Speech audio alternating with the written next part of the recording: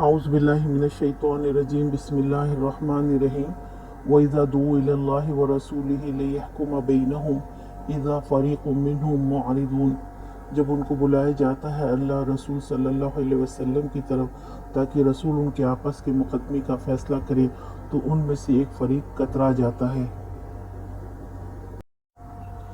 اور جب ان کو اختلافی معاملات میں اللہ اور اس کے رسول صلی اللہ علیہ وسلم کی طرف بلایا جاتا ہے تاکہ وہ اپنے تمام دینی و دنیاوی معاملات میں رسول اللہ صلی اللہ علیہ وسلم کے فیصلے کو مانے، مگر پھر بھی منافقین کا ایک گروہ اپنے فیصلے کو آپ کے پاس لے کر اس وقت آتے ہیں جب ان کو یقین ہوتا ہے کہ فیصلہ ان کے حق میں ہوگا،